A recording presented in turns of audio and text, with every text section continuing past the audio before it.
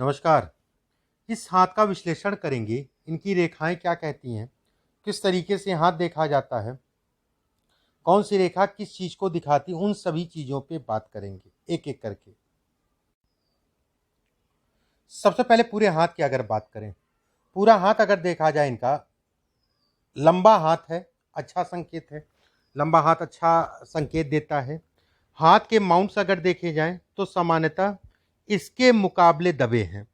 इसके मुकाबले मतलब केतु के क्षेत्र के मुकाबले ये हिस्सा जब भी दबा होता है तो व्यक्ति को जीवन में संघर्ष करना पड़ता है। एक बार हाथ गुलाबी है, भाग्यशाली है, भाग्य को बढ़ाने वाला कहलाएगा। उंगलियां अगर कहा जाए लंबी हैं तो ऐसे में कहा जाएगा कि व्यक्ति की व्यवस्थाएं सामान्यतः चलती रहेंगी। उंगलियां पतली हैं तो धन की आवक जो है बनी रहेगी। काम जो है कोई नहीं रुकेगा, काम सब चलता रहेगा, उसमें कोई दो राय नहीं है। अब एक एक करके बिंदुवार जो है एक एक चीज़ों के बारे में बात करते हैं। अंगूठा अगर देखा जाए तो इनका यहाँ से फ्लेक्सिबल काफ़ी पीछे मुड़ रहा है इस जगह से। ऐसे में कहा जाएगा ऐसे लोग फ्लेक्सिबल नेचर के होते हैं, सरल स्वभाव के लोग होते हैं। ऐसे लोगों को धोखे बहुत मिलते हैं लोगों से जब भी ये स्थिति होती है, लेकिन ऐसे लोग भाग्यशाली होते हैं ये भी कहा जाएगा। अंगूठे पे अगर कहा जाए 3 से 4 रेखाएं खिंच रही हैं, ऐसे में कहा जाएगा व्यक्ति के पास धन आएगा, उसमें कोई दो राय नहीं है। लेकिन अभी 2023 तक सावधानी बरतना है। 2024 से चीज़ें आपकी ठीक होंगी, उसमें किसी प्रकार का कोई संदेह नहीं है। ये रेखाएं अगर कहा जाए कर्ज से संबंधित चीज़ों में रिलीफ भी दिलाती हैं। कर्ज ऐसे लोगों का उतरता है, ये इसको इंगित करती है। ये रेखा अगर कहा जाए तो कहा जाएगा कि संतान को लेकर तनाव को ये दिखाती है, संतान से संबंधित चिंताओं को ये दिखाती है। गुरु की उंगली अगर इनकी देखी जाए तो ये हिस्सा छोटा है। ऐसे में छोटा हिस्सा होने के कारण जो भी जीवन साथी होगा उसके समय समय पे स्वास्थ्य से संबंधित समस्याएं होंगी। ये हिस्सा अगर कहा जाए समान लंबाई का है, ऐसे में कहा जाएगा व्यक्ति के पास धन तो आएगा, उसमें कोई दो राय नहीं है। ये धन की आवक को दिखाती हैं। पहला पर्व अगर देखा जाए लंबा है, ऐसे में सरल स्वभाव, साधारण नेचर और कहीं ना कहीं बहुत ज़्यादा चटक पटक से ऐसे लोग दूर रहते हैं। शनि की उंगली का दूसरा पर्व अगर देखा जाए तो ये छोटा कहलाएगा। ऐसे में कहा जाएगा धन तो आएगा लेकिन रुकेगा नहीं। शनि की उंगली का पहला पर्व अगर देखा जाए तो कोई विशेष दाग धब्बा नहीं है, धन से संबंधित चीज़ों के लिए अच्छा कहलाएगा। इस पर कुछ छोटी छोटी सी रेखाएं हैं। ये रेखाएं अगर कहा जाए प्रोग्रेस लाइन कहलाती हैं। ऐसे लोगों को साझेदारी में काम बहुत देख दाख के करना चाहिए। ऐसे लोगों को अगर कहें तो कर्जा इत्यादि चीज़ें देना और लेना बहुत सावधानी से। शनि की उंगली अगर देखी जाए, ऊपरी छोर अगर देखें तो लंबा है। ऊपरी छोर जब भी लंबा होता है तो घर परिवार का यश नहीं मिलता। घर परिवार मतलब जो आपका अपना, या फिर घर परिवार में तनाव या मांगलिक कार्यों से संबंधित चीज़ों में ये तनाव को दिखाता है। इस पे एक रेखा ये बन रही है, पेट का रोगी, पेट से संबंधित समस्या को इंगित करती है। शनि के ऊपर अगर देखा जाए एक यवनुमा आकृति बन रही है। ये यवनुमा आकृति शनि के ऊपर, ऐसे में कहा जाएगा कि व्यक्ति के जीवन में सभी प्रकार के सुख होंगे, लेकिन व्यक्ति को कोई भी चीज़ समय पे नहीं मिलेगी। चीज़ों में ये लेट को दिखाता है, चीज़ों में ये देरी को दिखाता है। ये रेखा अगर कहा जाए तो क्रोध इत्यादि चीज़ों पे नियंत्रण करके चलना चाहिए। सूर्य का ये तीसरा उंगली अगर कहा जाए लंबी है, धन के दृष्टिकोण से अच्छी कहलाएगी, धन से संबंधित चीज़ों के लिए। ये हिस्सा अगर कहें तो ये कहा जाएगा समाज में मान सम्मान प्रतिष्ठा इत्यादि चीज़ों को दिखाती है, समाज से संबंधित चीज़ों के लिए अच्छा है। पहला माउंट अगर कहा जाए धन के दृष्टिकोण से अच्छा है। बुध की उंगली अगर देखें तो शॉर्ट है, मैनेजमेंट से संबंधित चीज़ों में थोड़ा सा तनाव देती है।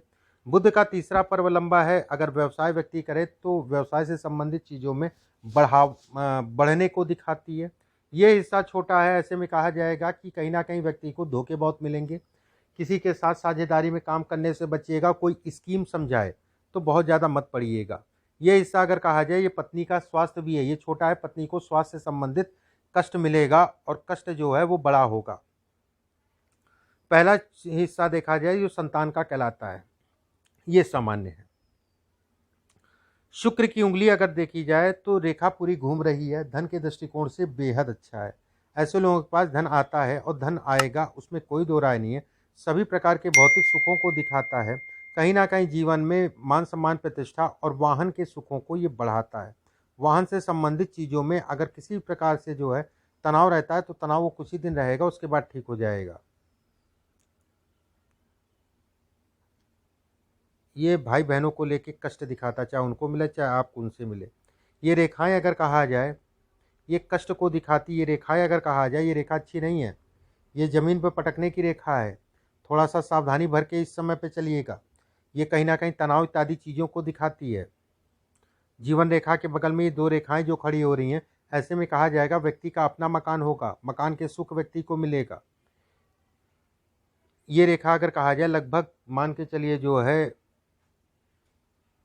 30-31 वर्ष के आसपास की आयु का पीरियड है, उस समय पे कहीं ना कहीं परिवार में या आपको शारीरिक कष्टों को ये दिखाती है। भाग्य रेखा टूट रही है, ऐसे में कहा जाएगा पितृदोष की निशानी है भाग्य रेखा का टूटना। भाग्य रेखा अगर कहा जाए यहाँ टूट रही है और एक रेखा ये खिंच रही है, ऐसे में कहा जाएगा कि व्यक्ति के जीवन में अभी तनाव की स्थिति रहेंगी। 36 से 42 वर्ष के आसपास के बीच का पीरियड जो है, ये धीरे धीरे धीरे धीरे व्यक्ति जो है सफल होगा या काम धाम इत्यादि चीज़ें बढ़ेंगी। लेकिन हृदय रेखा अगर कहा जाए तो ये मस्तिष्क रेखा पे मिल रही है, ये अच्छा संकेत नहीं कहलाएगा। ये अच्छा संकेत नहीं कहलाएगा। ये कहीं ना कहीं जीवन साथी या विवाह से संबंधित सुखों में ये कमी करता है ये संकेत। इसमें अगर देखा जाए ये आपके जो है हृदय रेखा से एक रेखा ऊपर निकल रही है, ये कर्ज से संबंधित चीज़ों को दिखाती है, लेकिन कर्ज उतरेगा, इस चीज़ के लिए निश्चिंत रहिए। काम आपके चलते रहेंगे, सरकारी तंत्र से लाभ है, इसमें सरकारी सुख मिलेगा। ये अगर रेखा कहा जाए तो सरकारी धन है, सरकारी तंत्र से लाभ है, सरकारी सुख है। ये रेखा केवल अगर देखा जाए तो ये चौड़ी हो रही है, तो ऐसे में कहा जाएगा ये कर्ज है, ये तनाव है, ये पीड़ा है। शुक्र के क्षेत्र में खड़ी खड़ी रेखाएं ये भी इशारा देती हैं कि व्यक्ति का कर्ज इत्यादि चीजें उतरेंगी। ये इशारा देती हैं कि पत्नी का स्वास्थ्य से संबंधित समस्या उत्पन्न होगी। ये रेखा अगर कहा जाए जीवन में बचपना अगर कहा जाए, ये संघर्ष को दिखाती हैं। भाग्य रेखा अगर कहा जाए तो ये कहा इतना तो रहेगा आपके पास कि आपकी व्यवस्थाएं कोई नहीं रुकेंगी, आपके काम सभी चलते रहेंगे, उसमें कोई दो राय नहीं है। काम से संबंधित तनाव इसमें अगर कहा जाए समय के अनुसार होगा, लेकिन उसका रास्ता मिल जाएगा व्यक्ति को।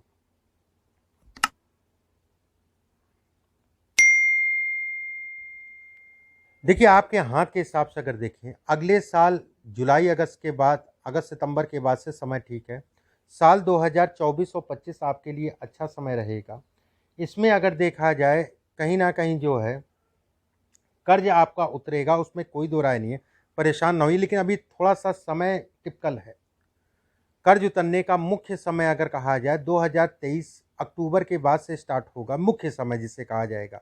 2024 और 25 में पूरी तरीके से काफ़ी हद तक का कर्ज उतर जाएगा, एक बात।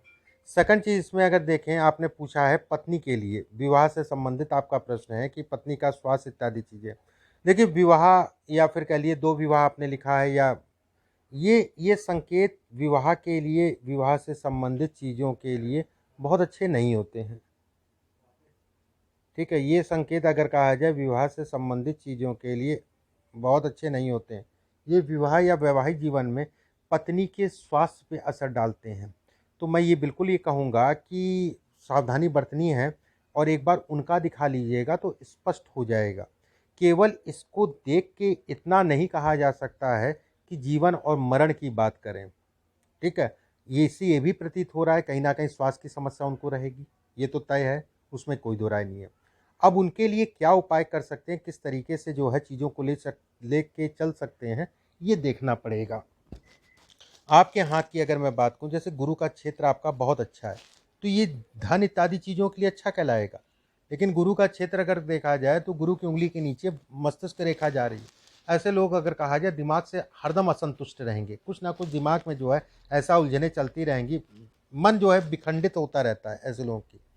इस पे अगर देखें ये रेखा बेहद अच्छी है, धन के दृष्टिकोण से अच्छी है।